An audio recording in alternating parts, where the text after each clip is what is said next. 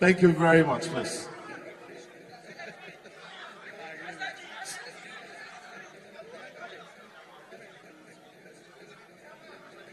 Welcome back to Eke React. I'm back with another trending topic in Nigeria.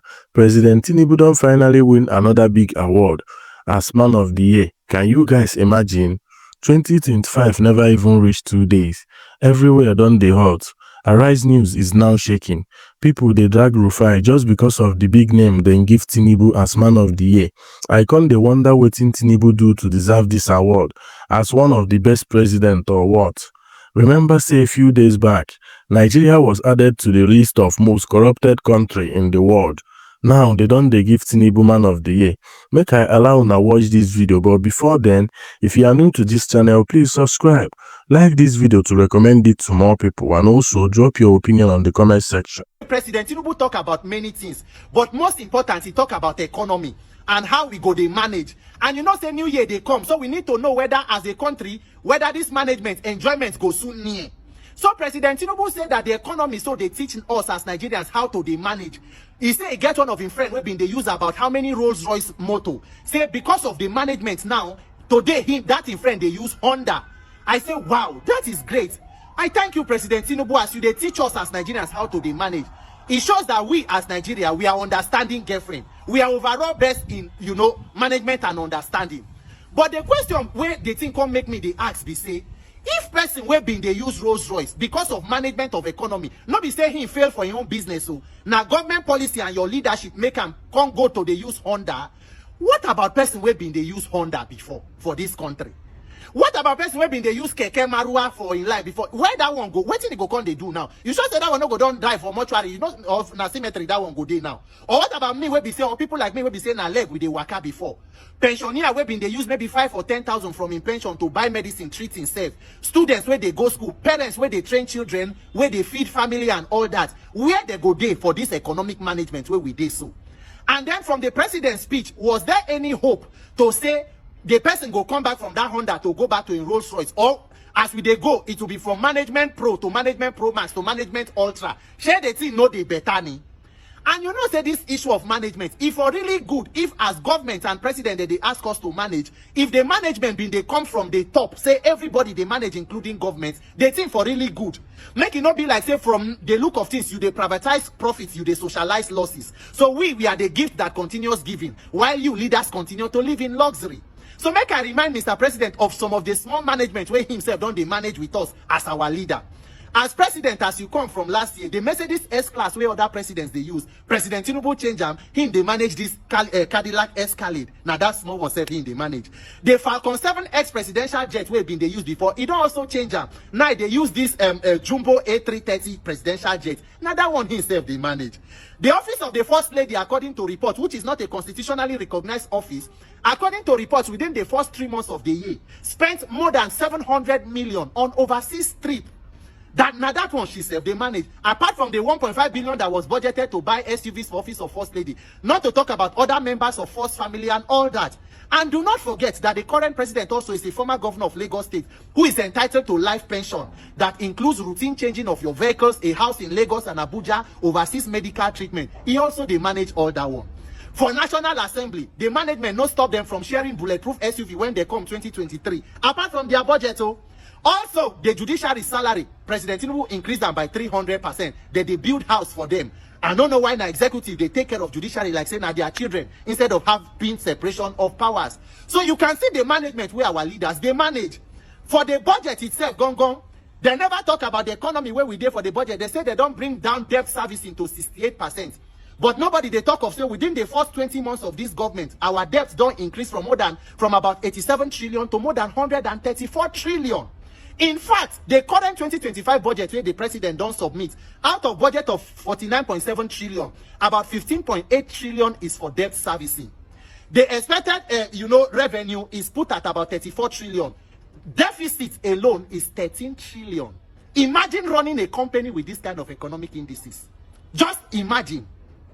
So Nigerians, now we go ask ourselves for how long we want to continue the management, for how long we want to make up for the life of luxury and affluence of the political class. They will live in luxury, then they privatize the losses for us. Election go come 2027. As we dey enter new year, we must come together and agree what exactly we want as leadership. Because the sick and dying body of Nigeria must be handed over to trained medical experts to fix it, instead of to give them to organ harvesters, where we say the remaining parts will even be in the function small, they go rather harvest them for their own personal gain. We cannot continue like this. And for those who they threaten, you go arrest this one, we talk about government. Even you too, you are a slave in your own country. Because as a citizen, I have the right to demand good government. It is not the job of government to push more people into poverty. The job of leadership is to create prosperity, wealth, peace, and justice. And that prosperity must be shared among the citizens, not a handful of people living in wealth while the majority dies in suffering and destitution. Nigerians, we must ask ourselves the question, what exactly do we want as leadership? Abi we want continue to the endure. Eku faradao, eku ironju, eku understanding, emaku management. Now so we go, they manage and they go. One day when we tire, all of us go come together and get the leadership that we truly deserve. May God bless Nigeria. I'm Randy Peter Car. Happy New Year. And of course, we begin here at home. We're on a balance of scales, and given all considerations, it is hard to find anyone who could fairly challenge President Bola Ahmed Tinubu to the This Day Man of the Year commemoration. Determined and unfazed in the face of mounting challenges and attendant hardships, the president marches on with his audacious reforms to change Nigeria. In his first and only media interview, he told the nation that you can't be doing the same thing and expect different outcomes. With that, he served the nation notice of his resolve to stick to his reforms. The president, who ran his election campaign on the mantra of Émile Locan, has waltzed through some of the most troubling phases of his less than 2-year-old presidency. From merely providing leadership to introducing very unpopular but promising reforms, Tinubu has proven to be that daring and gritty leader who's driven more by convictions of his choices than pandering to sheer sentiment or to the crowd. President Tinubu early this morning assured Nigerians that all their sacrifices in the last just slightly over 19 months that he took over power and in the months ahead would not be in vain. In his New Year message, the president, who promised to continue to serve the people diligently and wholeheartedly, also listed some of his achievements in the year that just ended, despite the challenges his government faced. However, setting agenda for the new year, the president, who listed some of the plans in the offing intended to make 2025 a much better year, urged the citizens too to play their part in collective interest.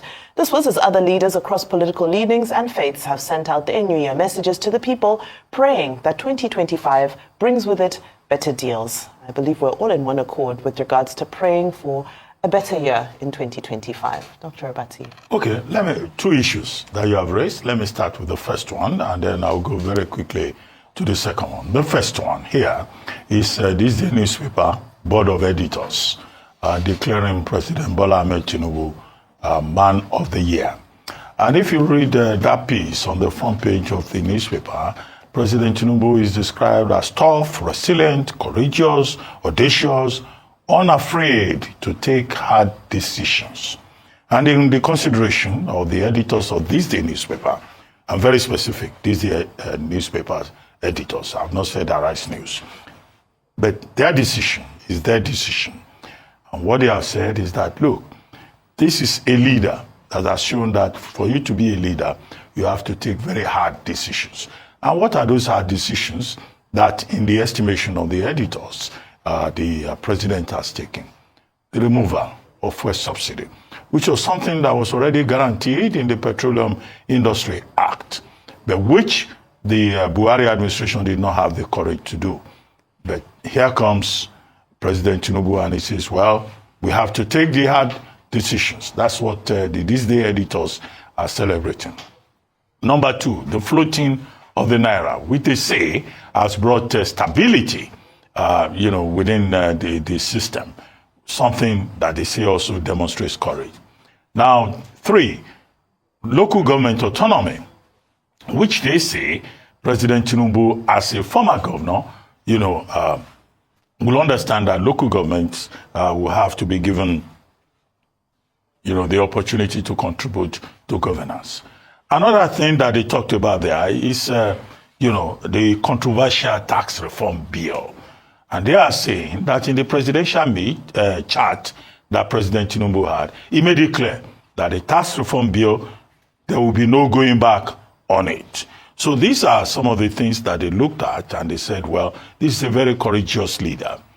Then the commentary on President Tinubu went to another level to talk about introduction of measures to make life easier for Nigerians. An acknowledgement of the hardship in the country, but they say CNG-powered vehicles are being introduced, and also that, on the whole, there's trade surplus, foreign reserves have gone up, and also moribund refineries are now working, and, external reserves, have also been boosted beyond the 40 billion. That is a commentary of the editors of, this day. They also said that on the foreign front, President Tinubu has played a major role in terms of his chairmanship of ECOWAS in stabilizing the West African sub-region. Now, many people will have a problem with the assessment, and there will be many people who will disagree with that assessment. Now, Man of the Year essays, as a man who wrote Man of the Year essays for The Guardian from 1993, 94 till 2011, with the exception of 1997 when I was abroad. I understand how this works. So there will be people who will disagree. What the Man of the Year essay is all about is that individual who has impacted society for good or ill in a particular year.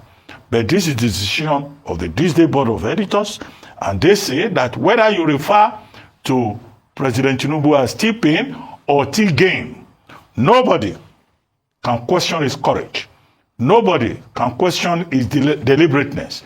Nobody can question his audaciousness. And that, one paragraph in the commentary was saying, well, maybe some of the things could have been more inclusive, there could have been more consultations, there could have been this and that. But that paragraph, which should have been the pith of the commentary, was not developed further. So I don't find the commentary rigorous enough. I don't find it balanced enough. But in terms of their choice, nobody can dictate, what a particular newspaper chooses as the main impactful, momentous event in a year. So I respect the decision of the This Day Board of Editors. Now to the second issue, President Tinubu also used the occasion today to address Nigerians. Two things that Nigerians must note. Number one is that a president, his job is to always inspire the people, to give hope. And what he did in his presidential address is to give hope. To say that, look, 2025 will be better, and that he, as President Tinubu, is determined to work more, is committed to the assignment that Nigerians have given him. And that, I think, is an important point. He used the opportunity of the speech to talk about his achievements, what he has done with regard to the same issues that this day newspaper celebrates.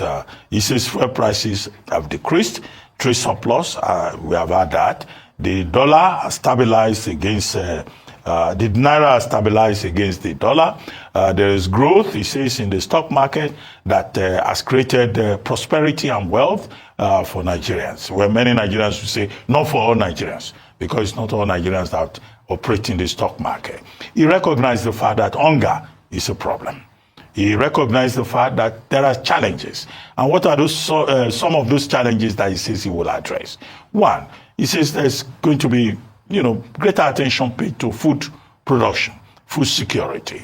He said that there's also going to be a national youth confab in the first quarter of 2025. Many Nigerians have asked for that, youth confab. He said that there will be a national credit company that will ensure stability within the financial sector. And he says there will be a national values charter, because we talk about values in this country. I hope that national values charter will start with the leaders at both subnational and national levels. And more importantly, the president says he is asking for cooperation at all levels for Nigerians to be able to achieve their collective interests, and that local government chairmen, state governors need to work with the central government to move this country forward. I like the part of the president's speech about optimism, that look, this country can be better. So he has his job cut out for him in 2025 to make Nigeria better in the interest of all. There will be a lot of skeptics who will come now with sledgehammers, and they will say, we disagree with this day, we disagree with the president. But well, that's part of the democratic process. People can express their views. But the president is right in saying that all of us must come together to move this country forward. And that challenge starts at the individual level. Every individual, even the family. Nigerians must ask themselves, what am I contributing? Because there are many Nigerians just say, we want government to do this, we want government to do that. But the same Nigerians are very difficult human beings, sabotaging their own country, and yet they blame government. So I think that should be an important message for all of us. Absolutely. Dr. Abati, all very well said. In instances like this, I know most people feel that history should be the best judge of whether a presidency or a leader performed well or not. However, in the process, in the meantime, there's room for discourse. And that's what academia is at the end of the day. Academics are always in discourse in pursuit of a superior argument. Now, if we're talking about superior arguments, of course, everybody has their own leanings and their own nuances. But if you talk about the victory for neoliberal reform, the victory for capitalist and market-friendly reform, then President Bola Tinubu has stood by that. He has stood by that. Now, why has it caused so much discontent? Of course, beyond some of the negative consequences that we've seen, the harsh conditions that have been caused for most living in this country. Yesterday, we spoke about the erosion of the middle class. But when we look at Africa historically, Africa is a continent that was liberated under Marxist and Leninist ideology. Now, what did this ideology teach us? It taught us to move away from capitalist forces, from neoliberal policies, because the assumption was that the hand of the government usually does not do good. The hand of the government takes away from the efficiency of the market, of the economy. Now, when you look at our revolutionary leaders all across Africa, from Kwame Nkrumah to Julius Nyerere, Kenneth Kaunda, you see that they came into power, into independence, very excited about this Marxist-Leninist socialist type of philosophy. But the question is, how did that turn out? A lot of this, unfortunately, did not yield positive results. And this is the issue here. The issue here is based on what one of my favorite thinkers, his name is Frantz Fanon, calls the curse of independence, which is that as we were given independence and the ability and the tools to manage ourselves and the liberation that we fought for so hard, we began to mismanage ourselves. And all of this became associated with the Marxist, Leninist or socialist system. Now, how does this all tie into the conversation about President Tinubu as the man of the year? Well, he's a man who has come and said that he is undoubtedly a man who believes in the free market reforms as prescribed by the Bretton Woods institutions. Now, the question is, do you agree with that position or do you disagree with them? But what you cannot take away from the man is that he has played by the rule book according to those particular reforms. Now, in the media chat, it was quoted that he said, you can't keep doing the same thing and expect different outcomes. And truly, that's the situation. The situation is that we've seen the hand of government play, and has it churned out sufficient positive results? Yes, we can debate about different ways, different interventions, and different measures that could have been taken in order for us to find some sort of efficient balance where government can still play its part as support for the welfare state, as support for the vulnerable of the economy, whilst business can flourish. But however, we're in this situation now where all safety nets have been removed. Yes, CNG has been introduced. A number of other policies have been reintroduced. But the fact of the matter is that all safety nets currently have been removed. And that's what neoliberals are celebrating. If you look at headlines from the United States, from the United Kingdom, from the Western states who are extremely bullish about neoliberal policies, President Tinubu is a hero for his reforms. So I bring it back to the conversation that this is a discourse for the pursuit of a superior argument. What I like about the conversations that we're currently having is that it means that we're leaning more towards a politics based on ideology. That means that all things being equal, the next election should be extremely exciting because there should be a greater exchange of ideas as opposed to a personality, a cult of personality dominating the electoral process. Of course, that's also all things being equal. So President Bola Ahmed Tinubu as the man of the year, according to this day newspaper, a lot of people would agree based on the foundations of the policies. And if you subscribe to neoliberal and capitalist policies, then certainly you will feel that the reforms that he has put into place are correct, even though they may be painful now, that they were the right thing to do. the discourse as we pursue a superior argument. Other people will bring alternate solutions. So that's where we are. President Bola Ahmed Tinubu. Of course, the list for other this day awards honors, the full list, I believe, will be out tomorrow. But for today, of course, I'm sure we will spend the day dissecting the outcome as President Tinubu as the Man of the Year.